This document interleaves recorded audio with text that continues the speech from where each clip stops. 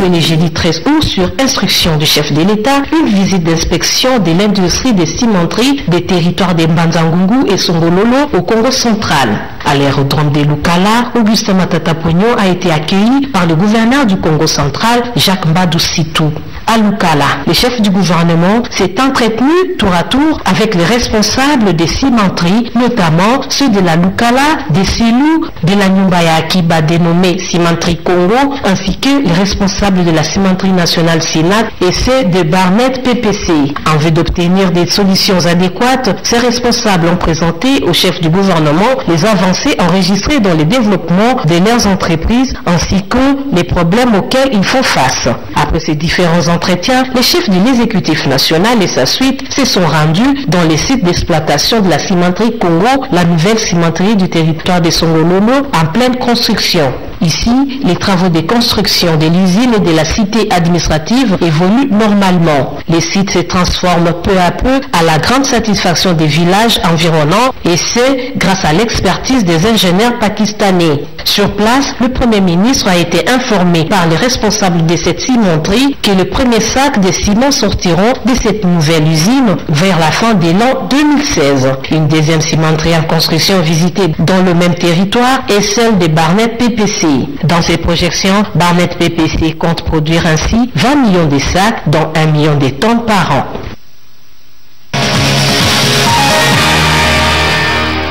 Le ministre de la Santé publique, le Dr Félix Kabonge-Numbi, a lancé officiellement le jeudi 13 août la célébration de la Semaine mondiale de l'allaitement maternel par le Programme national de nutrition avec l'appui de l'UNICEF. La cérémonie a été organisée à l'hôtel Sultani à Gombe. Allaitement et travail est le thème retenu pour cette semaine. Elle permettra donc de rappeler les bonnes pratiques de l'allaitement et son initiation à l'enfant dans l'heure qui suit l'accouchement. Le directeur du Pronamut, le Dr Banéa, a salué la présence de différentes personnalités à cette cérémonie car celle-ci démontre le souci de promouvoir la nutrition, a-t-il renchéri. Votre contribution a fait que notre pays puisse enjamber un grand pas dans l'allaitement maternel qui nous concerne aujourd'hui depuis l'EDS 2010 et depuis le mix 2010 à l'EDS 2013-2014. Nous connaissons les résultats. Et aujourd'hui, grâce à votre impulsion, nous sommes fiers, même si nous n'avons pas encore atteint 50%, mais néanmoins, le pourcentage de 47,7% honore la RDC. La représentante adjointe de l'UNICEF a pour sa part affirmé qu'en République démocratique du Congo, un enfant sur deux est mis au sein dans l'heure qui suit l'accouchement. Il reste un petit chemin à parcourir dans ce geste naturel. Parmi toutes les interventions faites pour réduire la mortalité, l'allaitement maternel est le plus efficace. Un rapport au thème retenu, elle a signifié que l'UNICEF compte sur toutes les forces pour permettre aux femmes qui travaillent de continuer à allaiter. Oui, je voudrais rappeler peut-être au gouvernement le besoin d'envisager les voies et les moyens pour s'aligner sur ces conventions et de maximaliser la législation et le droit au travail. Et je pense que nous avons les représentants et de la santé et du travail, mais aussi pour les employeurs privés ou publics qui peuvent offrir aux mères ces espaces adéquats pour permettre l'allaitement sur le lieu de travail ou d'aménager les conditions de pouvoir permettre de travailler et d'allaiter.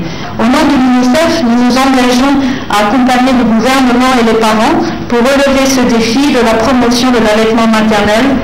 C'est une priorité absolue pour que les enfants naissent avec les meilleurs atouts et seront les adultes du Congo de demain.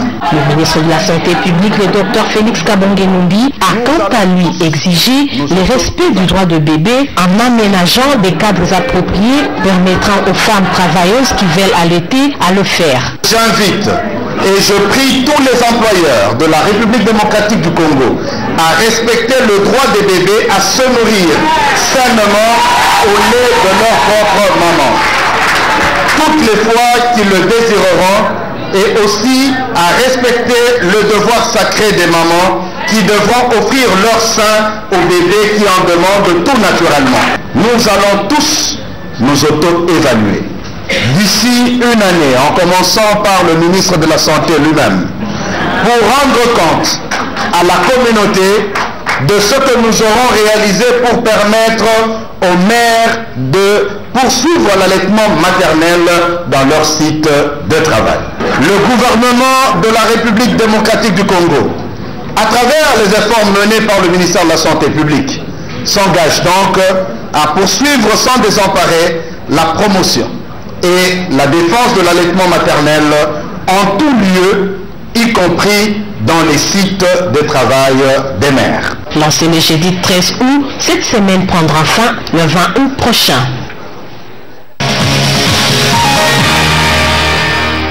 Le ministère public a innocenté le général John Numbi et condamné à la prison à perpétuité les 5 principaux prévenus du procès en appel de l'assassinat de Floribert Chebeya et Fidel Bazana au cours de l'audience tenue à la prison centrale de Makala le jeudi 13 août 2015. Cette décision a été prise après les plaidoiries des avocats des partis civils. Les infractions d'assassinat et d'association de malfaiteurs sont les griefs retenus contre le colonel Moukalai et les officiers Georges Koutungwa, Ngoy Moulongoy, Michel Mouila et Mandiango.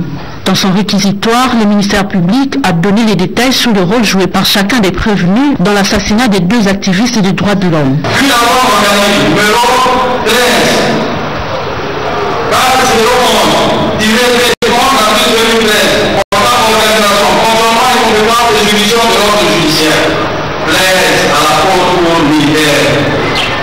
De recevoir l'appel du ministère public et de déclarer le fondé. Dit par conséquent des avis, en fait,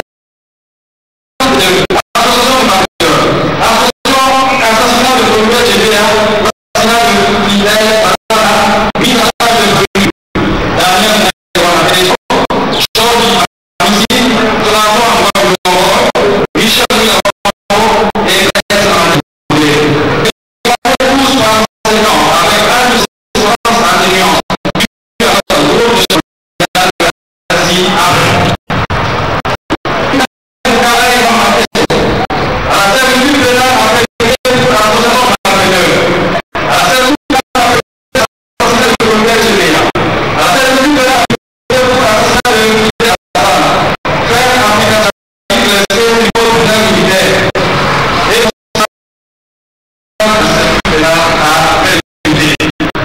à tous les avocats de la défense et sont expliqués après la du ministère public.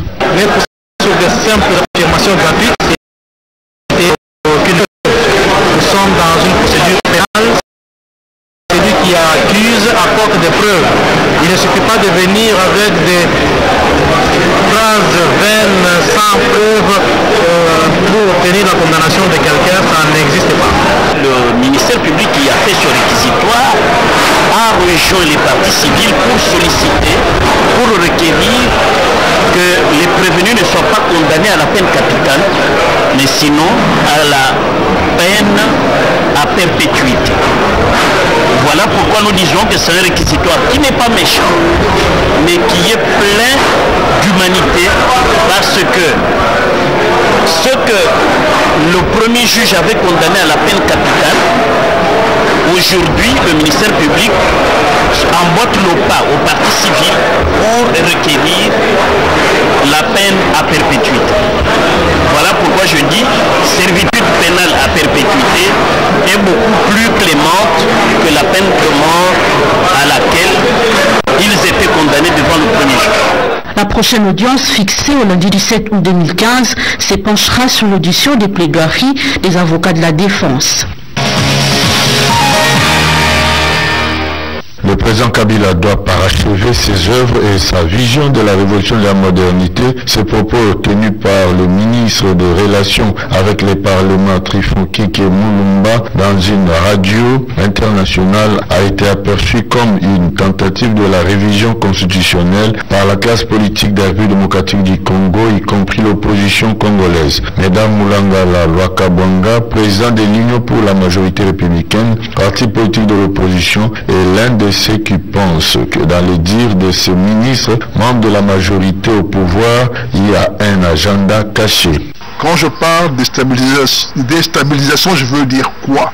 Je rappelle le coup d'État que le maréchal Mobutu a fait au président Kasavubu.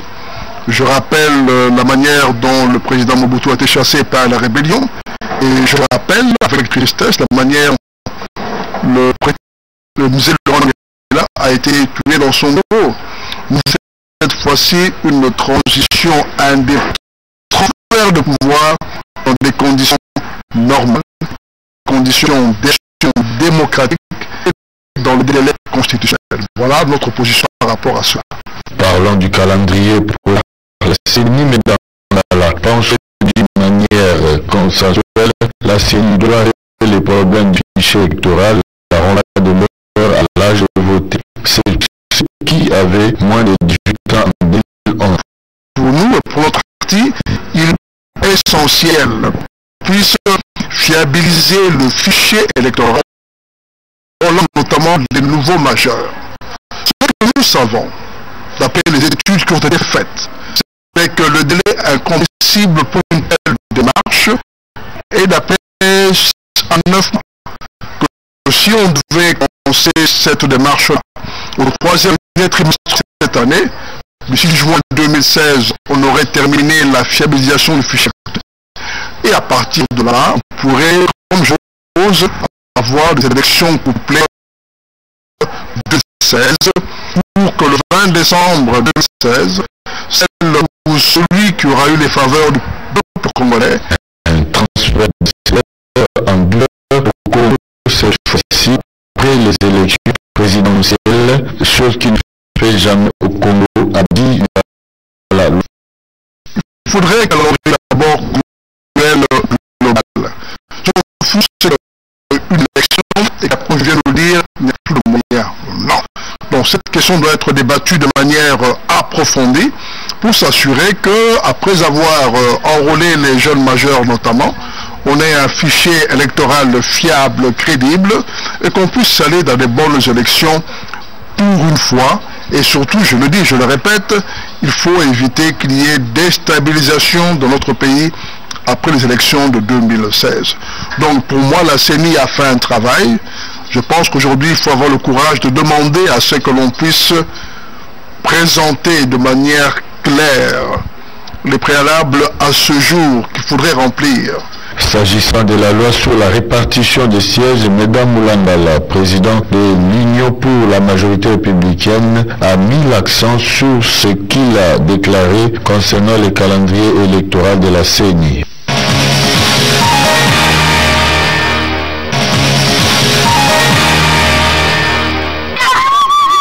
Les fidèles de l'église kimbangiste ont réservé un accueil chaleureux et triomphant au petit-fils du prophète Simon Kimbangu, Charles Dianguinda Kisolokele, à Biyengue, dans le Kasaï occidental. Ce voyage pastoral avait pour but de redynamiser les activités menées par les fidèles de l'église de ce coin depuis le début de la crise qui a secoué l'église en 2001.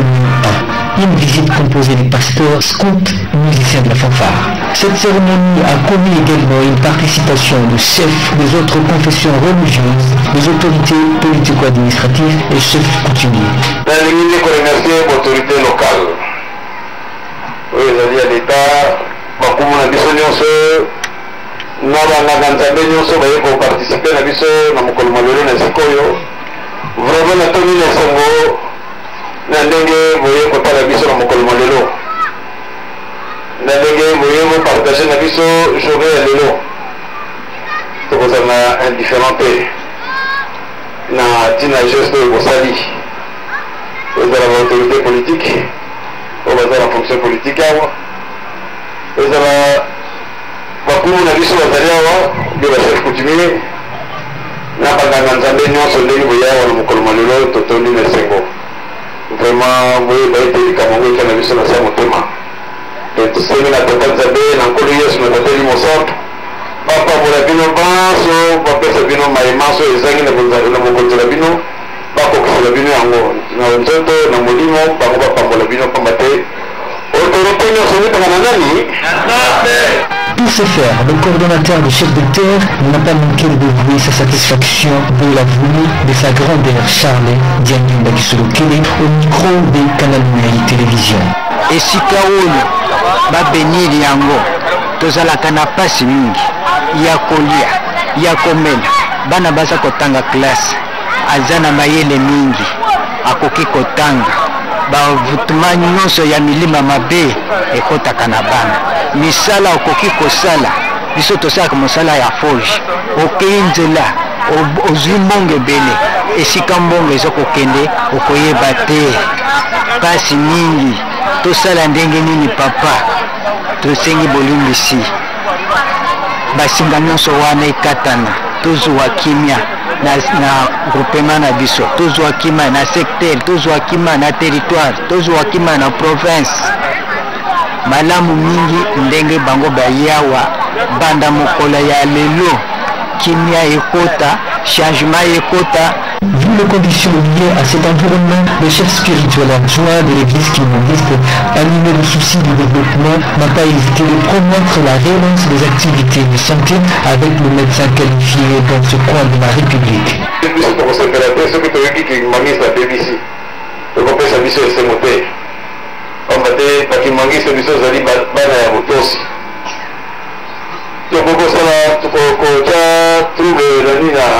public te tokoyiba te tokokosala makambo mabe te tokosala obele kaka makambo oyo ya malamu nzambe akosepelaka na yango totya trouble public tokokosala yango te eloko kaka tosengi na bino kobongisela biso boyende biso na baaction mike mike tozali konomena yawa ndenge na tobetaki tokoya kotya monganga mobimba awa tolia kokendeke mosika koluka baswa ezali pasi biso tozala biso na vache merde